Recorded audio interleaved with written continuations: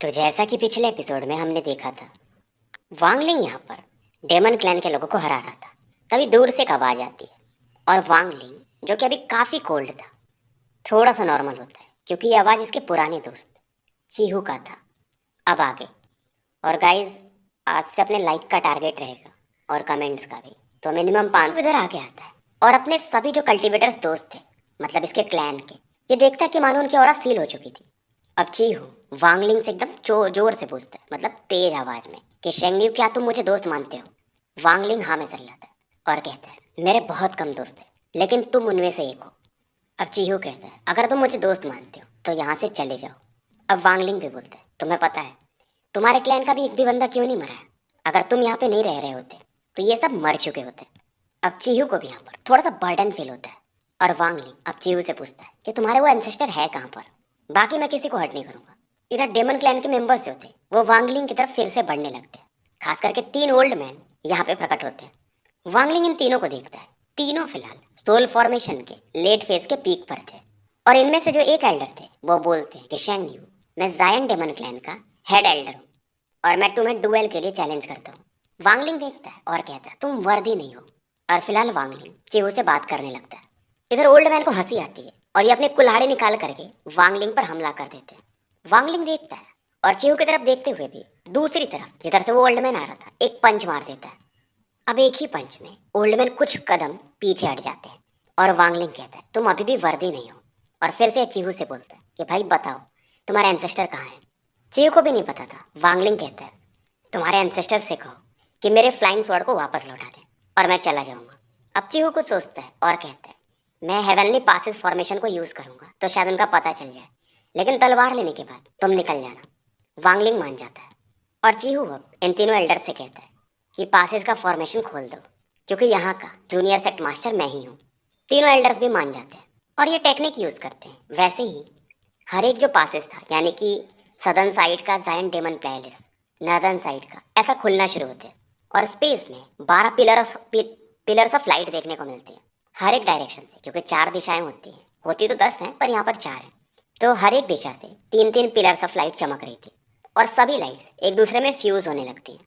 और चीहू अब वांगलिंग से कहता है, ये जो फॉर्मेशन है इसके सामने तो हमारे एंसेस्टर भी मतलब 8 बार से ज़्यादा नहीं टिक सकते, और तुम्हारी बॉडी उतनी स्ट्रांग भी नहीं है हमारे जायन डेमन क्लैन के जैसी, तो तुम अब बच नहीं पाओगे। और वांगलिंग की तरफ ये इशारा करता है और ये जो 12 पिलर्स ऑफ लाइट थे ये वांगलिंग की तरफ बढ़ती है। वांगलिंग इसकी तरफ देखता है और अब वांगलिंग कहता है कि सेलेस्टियल रियल्म में जो हुआ था मैंने तुम्हारी मदद की थी, उसके बाद 2 साल पहले तुमने मेरी मदद की थी, मुझे भगाने में थोड़ा मदद तो किया था, हम बराबर हैं। चीहू भी हाँ में सर हिलाता है। वांगलिंग उधर उन लाइट्स को देखता और हंसता है और कहता है कि तुम्हें क्या लगता है हेवेंस पासिस फॉर्मेशन मुझे मार सकता है? वांगलिंग अचानक से गायब होता है और एक पिलर के सामने प्रकट होकर एक पंच मारता है। हालांकि वांगलिंग का पंच उस पिलर से टकराता आता है पर वांगलिंग भी कुछ कदम पीछे हट जाता है और उसके राइट हैंड से ब्लड आने लगा था। पहले पिलर को यह फोड़ चुका था, अब ये बढ़ता है दूसरे पिलर की तरफ और अपने एंशिएंट गॉड बॉडी को यह टेस्ट भी कर रहा था। दूसरे पिलर को भी यह फोड़ देता है। स्पेस में भी अब क्रैक्स आने लगे थे और बूम बूम बूम एक एक करके यह पिलर्स को फोड़ते जाता है। हंसते हंसते ये बोलता है, 8वां पिलर। हालांकि वांगलिंग के भी कपड़े इस समय फट चुके थे, इसके फोरहेड पर 3 स्टार्स चमक रहे थे। चीहू को भी समझ में नहीं आ रहा था, यार ऐसा कैसे हो सकता है? इसके एंसेस्टर भी मैक्सिमम 8 पिलर से फाइट कर सकते हैं, हालांकि जब वो बॉडी से फाइट करे तब अगर वो अपने पावर्स को यूज करें, यानी टेक्निक्स को, कल्टीवेशंस को, तो 12 पिलर से फाइट कर सकते हैं, लेकिन सीरियसली इंजर्ड भी हो जाएंगे। इधर वांगलिंग 11 पिलर्स को फोड़ चुका था, पर 12वें पिलर को तोड़ने से पहले वांगलिंग इसकी बॉडी 100 फीट की हो जाती है और एक दहाड़ मारता है और सीधा उस पिलर पर चार्ज कर जाता है और अपने चेस्ट से ही उसे फोड़ देता है। तो हेवनली पासिस फॉर्मेशन उसे वांगलिंग तोड़ चुका था और ये था असली पावर 3 स्टार के एंशिएंट गॉड बॉडी का, जो कि 3 स्टार के पीक पर था। अब वांगलिंग अपने बड़ी से उंगली को इशारा करता है, उसमें से ग्रे गैस निकलती है और जो भी जैन डेमन क्लैन के मेंबर्स थे उनकी बॉडी में ये गैस एंटर करने लगती है और ये कहता है कि आज से तुम्हारे क्लैन में कोई भी नासेंट सोल या उससे ऊपर का कल्टीवेटर होगा ही नहीं, और जो भी कोर फॉर्मेशन से ऊपर जाना चाहेगा उसे मेरी परमिशन लगेगी। यही तुम लोगों का पनिशमेंट है। मानो वांगलिंग खुद एक हेवेंस का मास्टर हो जैसा ये बातें कर रहा था। वांगलिंग जानता था कि माउंट सुजाकू वाले इसे अपना प्यादा बनाना चाहते थे, इसलिए अपने पावर्स को जल्दी जल्दी बढ़ा रहा था कि मैं किसी का प्यादा बन के रह ही नहीं सकता, चाहे आज किसी को पता भी चल जाए कि मैं एंशिएंट गॉड हूँ। फिर भी मुझे फर्क नहीं पड़ता, इसलिए फिलहाल ये अपने फुल पावर्स को यूज कर रहा था। और वैसे भी एंशिएंट गॉड हजारों हजारों सालों से गायब हो चुके हैं, तो बहुत सारे कम ही लोग होंगे, मतलब बहुत कम लोग होंगे जिन्हें पता होगा। इवन अगर ज़ूको जी भी देख ले, यानी जो सुजाकू है, तो भी शायद उसे पता ना चले। और अब वांगलिंग कहता है कि जैन डेमन क्लैन के एंसेस्टर अभी तो बाहर आ जाओ। इधर चीहो ये जमीन पे गिर चुका था, क्योंकि फॉर्मेशन को ये भी कंट्रोल कर रहा था। मरता तो नहीं है, क्योंकि वांगलिंग मारता नहीं, बट ये इंजर्ड हो चुका था। अब इस समय डेमन क्लैन के बॉर्डर के आसपास एक वुमेन थी जो कि पर्पल ड्रेस पहन के थी। वो इसी तरफ देख रही थी। दिखने में काफी सुंदर थी, आंखों में एक मिस्टीरियस लाइट था। और ये कहती है, तो ये है तुम्हारा ट्रू स्ट्रेंथ वांगलिंग। लगता है तुम्हें मास्टर ने भी अंडर एस्टिमेट कर लिया था। अब वांगलिंग की वॉइस चारों तरफ गूंजती है और डेमन क्लैन में ही 500 किलोमीटर की दूरी पर जमीन के नीचे में एक गोल्डन केव था, जहाँ पर एक बंदा बैठा हुआ था और कल्टीवेट कर रहा था। दिखने में ये काफी हैंडसम था। और अचानक से अभी अपनी आंखें खोलता है और मानो गुफा की दीवारों को भेदते हुए ये उस तरफ देख सकता था और बोलता है, जूनियर वांगलिंग, एरोगेंट रह लो, बस आ ही रहा हूं मैं। और फिलहाल ये अभी भी कल्टीवेट कर रहा था और ये सेलेस्टियल स्वॉर्ड को बाहर निकालता है, जो कि वांगलिंग का था। सेलेस्टियल स्वॉर्ड से थोड़ा ब्लैक गैस बाहर निकलता है और इसके अंदर से फर्स्ट डेविल बाहर आता है और इसकी आंखों में एक अलग ही हेट्रेट था। और फिलहाल ये यहाँ के एंसेस्टर से कहता है कि वो फिंड आ चुका है, मैं उससे मेरा बदला लेना चाहता हूँ, मुझे जाने दो, मैं उससे फाइट करना चाहता हूँ। अब क्योंकि जो डेमन क्लैन के एंसेस्टर थे वो फर्स्ट डेविल से काफ़ी बातें कर चुके थे, तो इन्हें पता था कि ये वांगलिंग से काफ़ी चिढ़ता है। एंसेस्टर कहते हैं, तुम्हें थोड़ा वेट करना पड़ेगा, मैं इस पोजीशन को पूरा कर लूँ। और फर्स्ट डेविल कहता है कि जब आप उस वांगलिंग को मार रहे होगे तो आखिरी अटैक जो होगा क्या वो मैं कर सकता हूँ। एंसेस्टर हंसते हैं कि क्यों नहीं। और फर्स्ट डेविल यहाँ पर और बोलता है कि आपको पता नहीं है, मैं उससे बहुत हेट करता हूँ, उसी की वजह से मैं ऐसा हुआ हूँ और वो मुझे कुछ फ़ायदा भी नहीं देता है। और ये कहता है कि हम उसे मारने के बाद क्या आप मुझे कुछ वोमेंस दे सकते हो, खास करके लिटिल सिस्टर फेरी, मैं उन्हें बहुत मिस कर रहा हूँ। एंसेस्टर भी हंसते हैं कि ये तो बहुत आसान काम है, ये वांगलिंग के मारने के बाद मैं फेंग लुआन के सोल को बाहर बुलाऊंगा, तुम मिल सकते हो। और एंसेस्टर इस दौरान ये सोचते हैं कि यार ये फेंग लुआन के सोल के पीछे पड़ा है, चलो कोई नहीं, ये लालची है तो मेरे साथ ही रहेगा।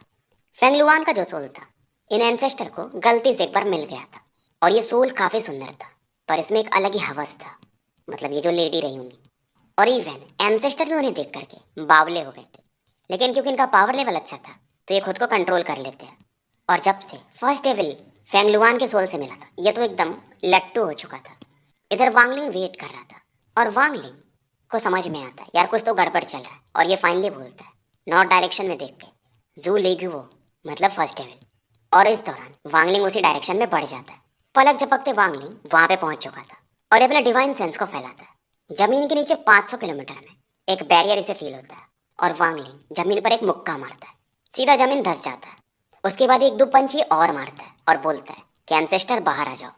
अब इस दौरान जमीन के नीचे से एक मिडिल एज मैन बाहर निकलते हैं और बोलते हैं, शेंगनियो, मैं तुमसे अभी फाइट नहीं करना चाहता था, लेकिन तुम आ ही गए हो मरने के लिए तो कोई बात नहीं। ये वांगलिंग के क्लोज आते हैं और एक लाइटनिंग पंच इसकी तरफ पढ़ा देते हैं। बदले में वांगलिंग भी एक पंच मार देता है और जब दोनों के पंच टकराते हैं तो जो एंसेस्टर थे वो 10-20 कदम पीछे चले जाते हैं और इन्हें भी विश्वास नहीं होता है। वांगलिंग भी जाता है पर 2-3 कदम पीछे ही। डेमन क्लैन के एंसेस्टर ये थोड़ा गुस्से में थे, क्योंकि ये जो पोजेशन टेक्निक शायद यूज़ करने वाले थे उसे पूरा नहीं कर पाए थे, तो इसीलिए ये बस 80% पावर यूज़ कर सकते हैं। और अब ये पूछते हैं कि तुम्हारा कल्टीवेशन मेथड क्या है, पर वांगलिंग जवाब नहीं देता है। ये दोबारा से इन पर एक पंच मार देता है। डेमन क्लैन एंसेस्टर इस दौरान हवा में उछलते हैं और वांगलिंग के पंच के बदले ये अपना पैर चलाते हैं और दोनों के कोलिजन से जमीन और धंस रहा था। और वांगलिंग भी अपने राइट फिस्ट में थोड़ा सा पेन फील करता है। और एंसेस्टर ने देखा ही था कि वांगलिंग ने वो 12 पिलर्स को डिस्ट्रॉय किया था, इसलिए बाहर भी नहीं आ रहे थे कि पहले अपने फुल पावर को रिकवर कर लूँ, ये जो बॉडी है इसको मास्टर कर लूँ, तभी बाहर आऊँगा। बट वांगलिंग खुद यहाँ पे आ गया था। एंसेस्टर को गुस्सा आता है और इनकी बॉडी एक जायंट में बदल जाती है, 100 फीट से भी ज़्यादा बड़ी। और साथ में ये सेलेस्टियल स्पिरिचुअल एनर्जी को भी यहाँ पर यूज़ करते हैं। और इस बार ये जो पंच मारते हैं, पहले तक अभी ये बस फिजिकल पावर यूज़ कर रहे थे, पर अब ये सेलेस्टियल स्पिरिचुअल एनर्जी को यूज़ करने लगे थे। तो इनका एक फुल पावर अटैक था। ये सोल ट्रांसफॉर्मेशन के अर्ली फेज में थे और ये कहते हैं कि वांगलिंग अपने मृत्यु को स्वीकार करो।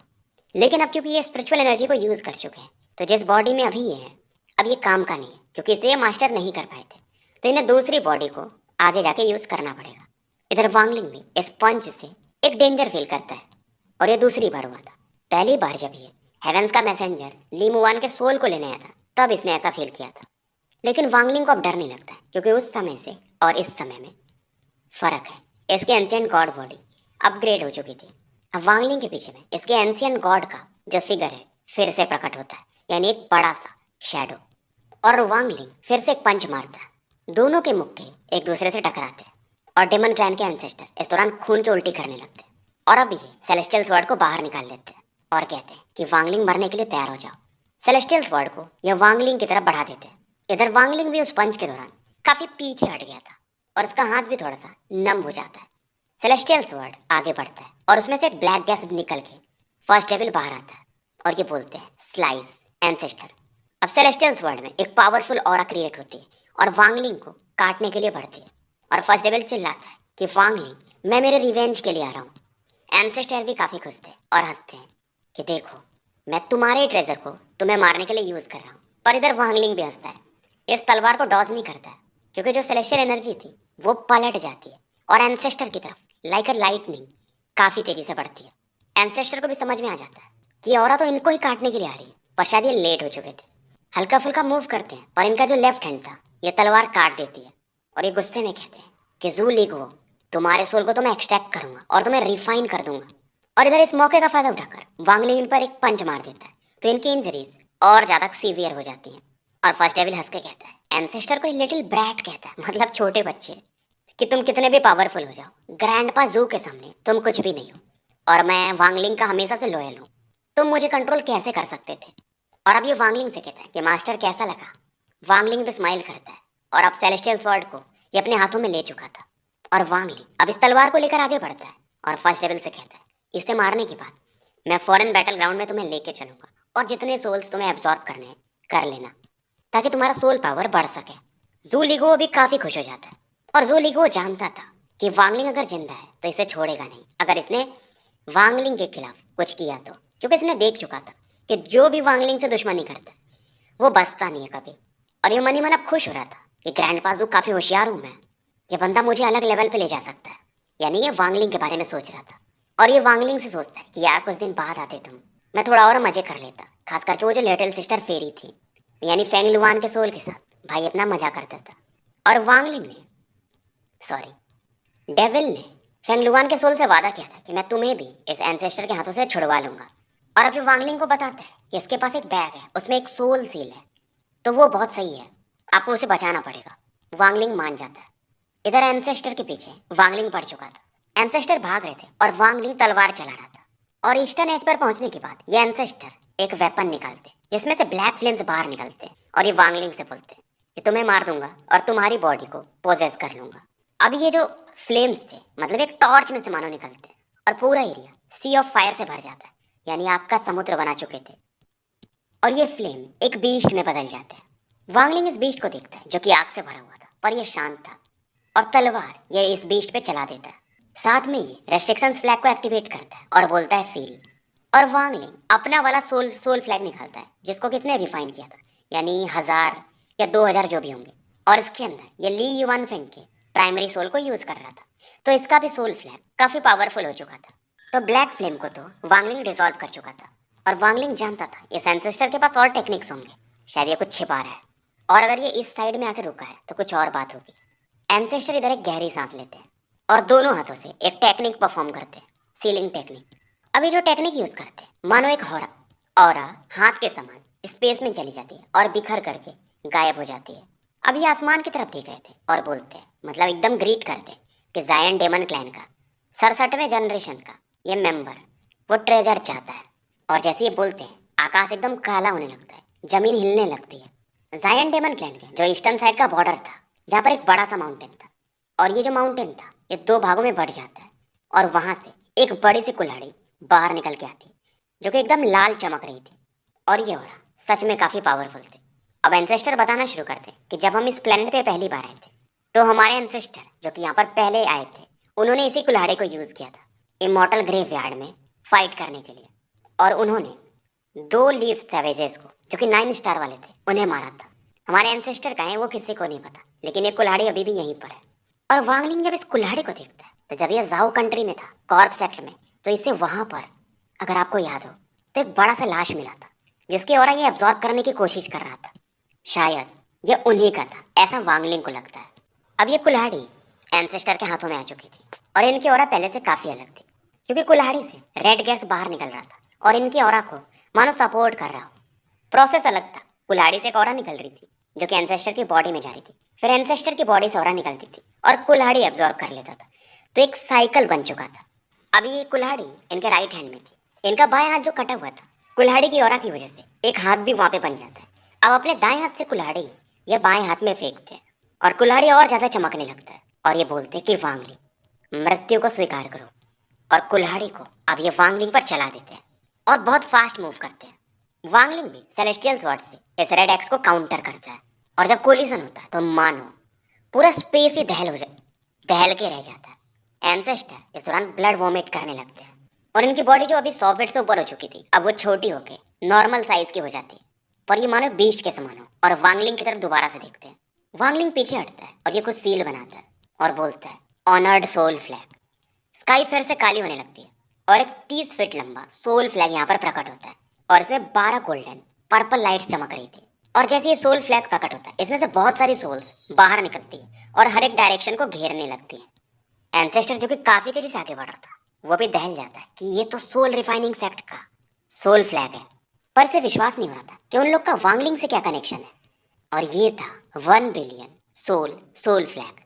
और इसी दौरान वो जो लेडी थी जो कि डेमन क्लैन के बॉर्डर पे खड़ी थी पर्पल रोब में, वो देखती और कहती है अच्छा तो डूटियन ने मुझे इसलिए सोल रिफाइनिंग सेक्ट से बाहर निकाला था ताकि ये वांगलिंग को 1 बिलियन सोल फ्लैग दे सके, लेकिन ये फुल फॉर्म नहीं है, शायद ये उसका कॉपी है।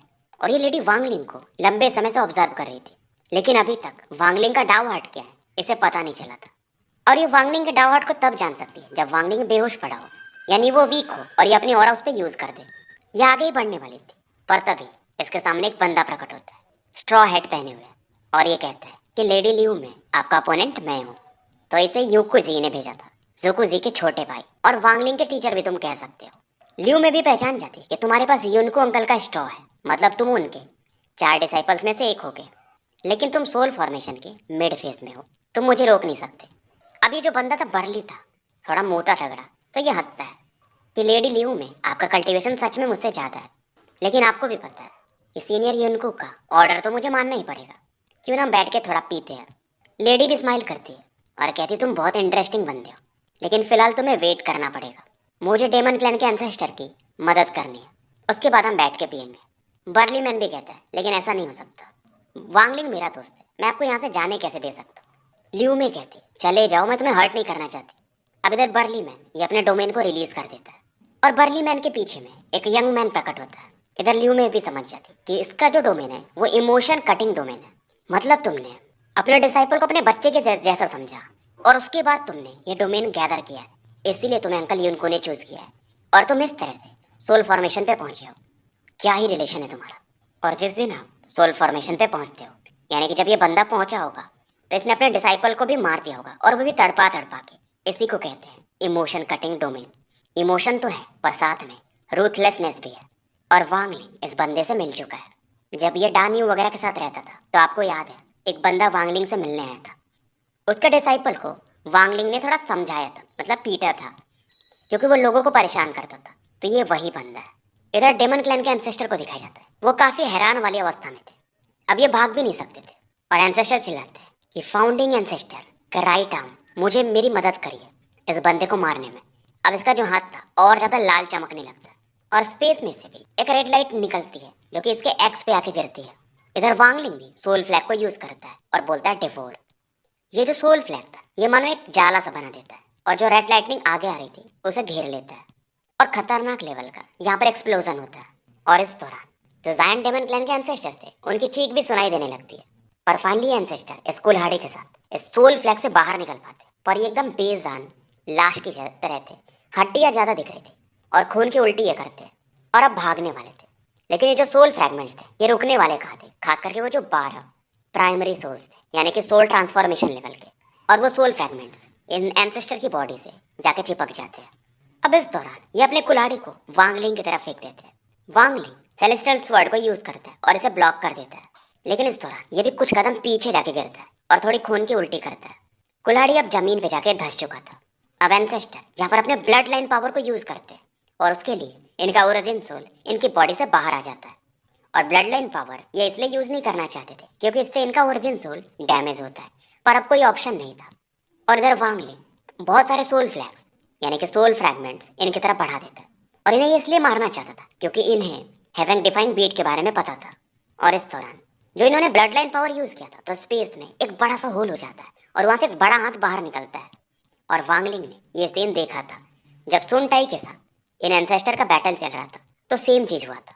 इधर एंसेस्टर के सोल को वो सोल फ्रैगमेंट्स डिवोर कर रहे थे और इधर ये एंसेस्टर एक डेमोनिक स्माइल करते हैं और वो जो वर्टेक्स बना था इन सोल्स को भी अब अपनी तरफ खींचने लगता है।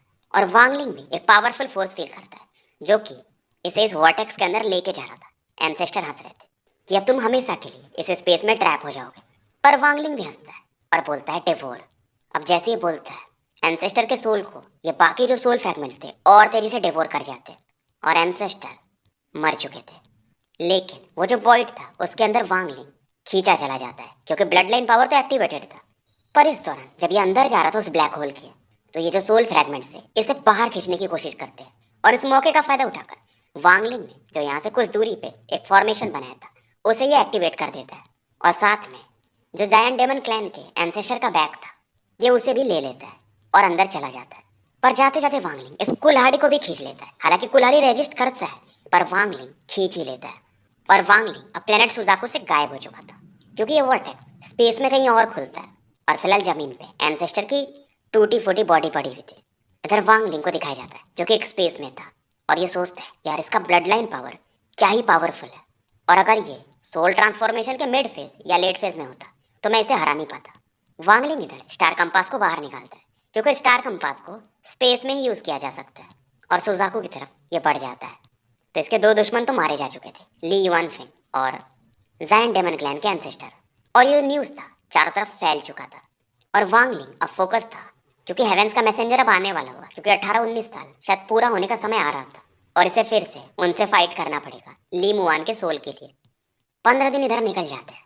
अब ट्रैवल करते करते वांगलिंग एक छोटे से प्लेनेट पे पहुंचता है। यहाँ पर एक बार गलती से जब ये सेलेस्टियल रियल में था तो टेलीपोर्ट हो गया था, तो इस जगह पे थोड़ा घूमता है और यहाँ पर एक ट्रांसफर एरे था क्योंकि पहले यहाँ पर ही आ चुका था और इसी की मदद से ये सुजाकू प्लेनेट उस समय वापस गया था क्योंकि ट्रांसफर एरेज से आप जल्दी पहुंच सकते हो। पर जाने से पहले ये यहाँ पर कल्टीवेशन करना शुरू करता है।